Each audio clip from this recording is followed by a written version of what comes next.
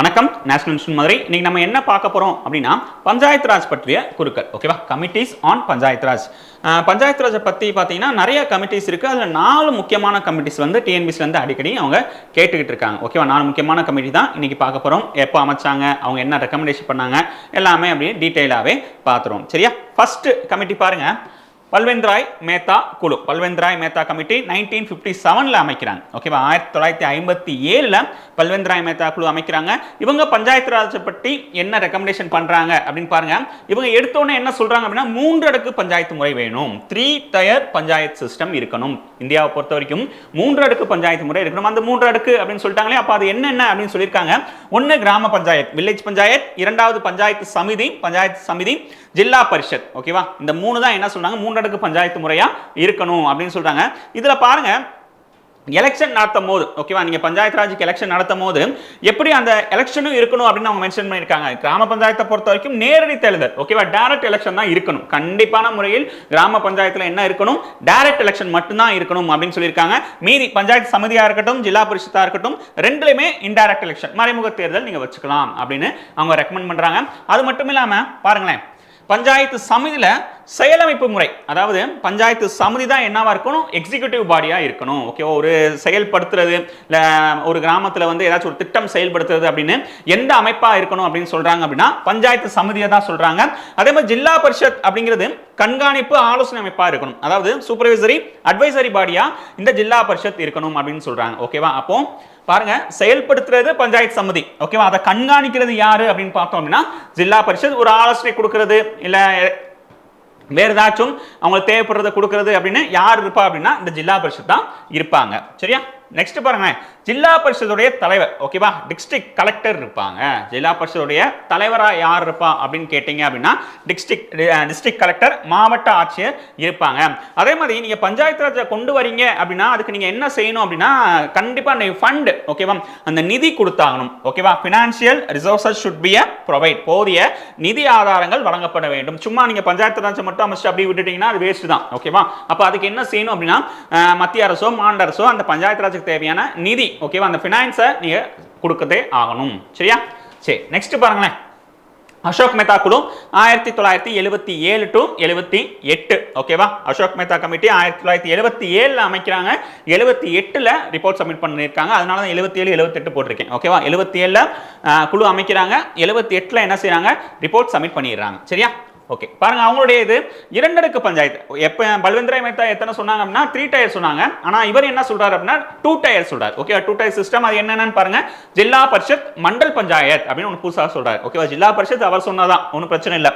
மண்டல் பரிஷத் அப்படிங்கிறத என்ன செய்யறாரு, ஒன்று புதுசாக சொல்றாரு. ஜில்லா பரிஷத் மண்டல் பஞ்சாயத் 2 சொல்லியிருக்காங்க.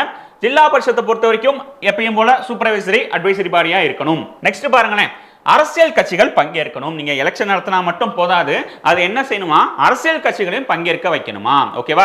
சும்மா நார்மலா இல்லாம அரசியல் கட்சிகளும் அதுல ஈடுபாடோட அந்த பஞ்சாயத்து ராஜ்ல அமைப்புல இருக்கணும் அப்படின்னு சொல்றாங்க. வரி விதிப்பு அதிகாரம், ஓகேவா, டாக்ஸிங் அத்தாரிட்டியா பஞ்சாயத்து ராஜ் இருக்கணும் அப்படின்னு சொல்றாங்க. ஓகே, நீங்க சென்ட்ரல் கவர்மெண்ட்ல ஒரு டாக்ஸ், ஸ்டேட் கவர்மெண்ட் ஒரு டாக்ஸ் போடாம பஞ்சாயத்து ராஜுக்கு அவங்களுக்குரிய டாக்ஸ் அவங்களே போட்டுக்கிற மாதிரி அவங்களுக்கு அத்தாரிட்டி கொடுக்கணும் அப்படின்னு சொல்றாங்க. வரி விதிப்பு அதிகாரம், டாக்ஸிங் அத்தாரிட்டி. நெக்ஸ்ட் பாருங்களேன், மாநிலங்கள் பஞ்சாயத்து அதிகாரத்தை குறைக்க கூடாது அப்படின்னு சொல்லிருக்காங்க. ஆமா, உங்களுடைய பவரை பயன்படுத்தி என்ன செய்யக்கூடாது, பஞ்சாயத்து ராஜுடைய அதிகாரத்தை நீங்க புடுங்கிட கூடாது, குறைக்க கூடாது. ஓகேவா? State should not curtail the powers of the panchayat Raj. Okay, அவங்களுடைய அதிகாரத்தை எக்காரணத்தை கொண்டும் குறைக்க கூடாதுதான். சரியா? நெக்ஸ்ட் பாருங்களேன், தலைமை தேர்தல் அலுவலர். ஓகேவா? நீ எலெக்ஷன் நடத்தினா மட்டும் போதாது, அதுல அரசியல் கட்சிகள் பங்கேற்றா மட்டும் போதாது, என்ன செய்யணும் அப்படின்னா அவங்களுக்கும் தனியா பஞ்சாயத்து ராஜுக்கும் தனியா என்ன செய்யணுமா, சீஃப் எலெக்ஷன் ஆபீசர், சிஇஓ அப்படின்னு சொல்லுவாங்க, தலைமை தேர்தல் அலுவலர் அப்படின்னு ஒருத்தரை நியமிக்கணும் அப்படின்னு அவங்க மென்ஷன் பண்ணி சொல்லியிருக்காங்க அவங்களுடைய ரெக்கமெண்டேஷன்ல.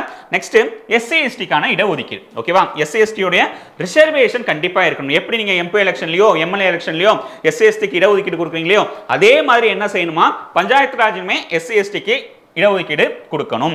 நெக்ஸ்ட் அரசியலமைப்புடைய அங்கீகாரம். ஆமா, இவங்க தான் என்ன சொல்லுவாங்க, அசோக் மேத்தா கூட தான் முதலாக என்ன சொல்லுவாங்க அப்படின்னா அரசியலமைப்புல பஞ்சாயத்து ராஜுக்கு ஒரு அங்கீகாரம் கொடுக்கணும் அப்படின்னு முதலாக அவங்க மென்ஷன் பண்ணியிருப்பாங்க. ஓகேவா? அப்போ அரசியலமைப்பு நம்முடைய அரசியலமைப்பு அங்கீகாரம் வந்து பஞ்சாயத்து ராஜ் கொடுக்கணும்னு சொன்ன குழு எது அப்படின்னு கேட்டாங்க அப்படின்னா அசோக் மேத்தா குழு. பின்னாடி எல்எம் சிங்வியும் சொல்லுவார், இல்லைன்னு சொல்ல, ஓகேவா. பட் முதல் குழு எது அப்படின்னு கேட்டாங்க அப்படின்னா அசோக் மேத்தா குழு தான். நெக்ஸ்ட் பாருங்க, ஜிவிகே ராவ் குழு. GVK Rao committee 1985 to 86. 85ல என்ன செய்வாங்க, அமைக்கிறாங்க. 86 ரிப்போர்ட் சப்மிட் பண்றாங்க. 86ல இந்த ஜிவிகே ராவ் குழு யார் அமைக்கிறா அப்படின்னு பார்த்தோம் அப்படின்னா திட்டக்குழு, ஓகேவா. அந்த பிளானிங் கமிஷன் இருக்காங்க இல்லையா, அந்த பிளானிங் கமிஷன் தான் என்ன செய்யறாங்க, ஜிவிகே ராவ் குழுவை அமைக்கிறாங்க. இவங்களுடைய ரெக்கமெண்டேஷன் என்னன்னா பாருங்க, அதிகார பரவல், ஓகேவா, டீசென்ட்ரலைசேஷன் ஆஃப் பவர், ஓகேவா. அதாவது அதிகாரத்தை வந்து எல்லாத்துலையும் பரப்பணும். அதாவது ஒரு இடத்துல மட்டும் குமிஞ்சிருக்க கூடாது, ஓகேவா. இப்போ எப்படி சொல்லணும்னா சீஃப் மினிஸ்டர் மட்டும் இல்லாமல், பிஎம் மட்டும் இல்லாமல், எல்லா அந்த மினிஸ்டர் எல்லாத்தையும் கொடுத்துருக்கோம் இல்லையா பவர்ஸை, அதே மாதிரி பஞ்சாயத்து ராஜ்லையும் ஒருத்தர் மட்டும் கொடுக்காம எல்லார்கிட்டையும் என்ன செய்யணும், அந்த பவர்ஸை கொடுக்கணும். நெக்ஸ்ட் பாருங்க, ஜில்லா பரிஷத்துக்கு முக்கியத்துவம் கொடுக்க வேண்டும். இவங்க என்ன சொல்றாங்க அப்படின்னா ஜில்லா பரிஷத்துக்கு கொஞ்சம் இம்பார்ட்டன்ஸ் கொடுங்க, முக்கியத்துவம் கொடுத்து பண்ணுங்க. மித்த ரெண்டுலையும் இல்லாம இந்த ஜில்லா பரிஷத்துக்கு என்ன சொல்றாங்க, முக்கியத்துவம் கொடுக்க சொல்றாங்க. மூணாவது, மாவட்ட மேம்பாட்டு ஆணையர் அப்படின்னு ஒருத்தர் புதுசா உருவாக்குங்க அப்படின்னு சொல்றாங்க. ஏன்னா ஜில்லா அப்படிங்கிறது மாவட்டம் தான், ஓகேவா. அப்ப என்ன சொல்றாங்க, அந்த மாவட்டத்துக்கு தனியா ஒரு மேம்பாட்டு ஆணையர், டிஸ்ட்ரிக்ட் டெவலப்மெண்ட் கமிஷனர், ஓகேவா, டிடிசி அப்படின்னு சொல்லுவாங்க. மாவட்ட மேம்பாட்டு ஆணையர் அப்படிங்கிற ஒரு புதுசா ஒரு போஸ்டிங்கை உருவாக்குங்க அப்படின்னு சொல்றாங்க. முறைப்படி தேர்தலை நடத்துங்க, ஓகேவா. ஃபார்மல் எலெக்ஷன் பண்ணுங்க. எப்படி நீங்க எம்பி எம்எல்ஏக்கு வந்து முறைப்படி தேர்தல் நடத்துறீங்களோ இதுக்கும் என்ன செய்யறாங்க, முறைப்படி தேர்தல் நடத்துங்க அப்படின்னு சொல்றாங்க ஜிவிகே ராவ் குழு. நெக்ஸ்ட் பாருங்களேன், எல்எம் சிங்வி குழு 1986ல அமைக்கிறாங்க, ஓகேவா. எல்எம் சிங்வி 1986ல அமைக்கிறாங்க.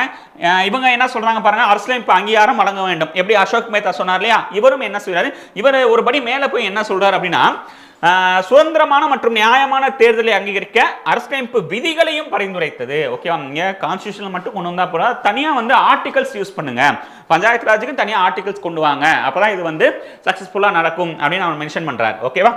நெக்ஸ்ட் பாருங்க, கிராமங்களை மறுசீரமைக்க வேண்டும். வில்லேஜ் ஷுட் பி ரீஆர்கனைஸ்ட், ஓகேவா. 1986ல மாதிரி இல்லாம ஒரு செட்டப்பா, ஓகேவா. கிராமம் அதுக்கடுத்து என்ன செய்யணும், நகராட்சி, ஊராட்சி, அந்த மாதிரி ஒரு செட்டப் கொண்டு வாங்க அப்படின்னு சொல்றாங்க. நெக்ஸ்ட், கிராம பஞ்சாயத்துகள் தங்கள் செயல்பாடுகளுக்கு அதிக நிதியை வைத்திருக்க வேண்டும். அவங்களுக்கு இப்போ அவங்களுக்கு ரோடு போடணும், இல்லை அவங்களுக்கு வந்து தண்ணி தொட்டி கட்டணும் அப்படின்னா அவங்களுக்குன்னு தனியாக நிதி வச்சிருக்கணும், ஓகேவா. நீங்கள் சென்ட்ரல் கவர்மெண்ட்டையோ ஸ்டேட் கவர்மெண்ட்டையோ எதிர்பார்க்காம என்ன செய்யணுமா, அந்த பஞ்சாயத்து ராஜ் அவங்களுக்குனே தனியாக அவங்க நிதியை வச்சிருக்கணும் அப்படின்னு அவங்க மென்ஷன் பண்றாங்க, ஓகேவா. இதுதான் அந்த 4 குழு அவங்களுடைய ரெக்கமெண்டேஷன். இன்னும் நிறைய குழுக்கள் இருக்கு. இந்த 4 பத்தி தான் என்ன செய்யறாங்க அப்படின்னா யூபிஎஸ்சியா இருக்கட்டும், டிஎன்பிசியா இருக்கட்டும், எஸ்எஸ்சியா இருக்கட்டும், எல்லாத்துலயுமே இந்த 4 குழு, ஏன்னா இந்த 4 குழு மட்டும்தான் ரொம்ப ரொம்ப முக்கியமான குழு. ஏதாச்சும் டவுட் இருந்துச்சுன்னா கீழே கமெண்ட் பண்ணுங்க, நம்ம சேனலை சப்ஸ்கிரைப் பண்ணுங்க. நெக்ஸ்ட் வீடியோல பார்க்கலாம். தேங்க்யூ.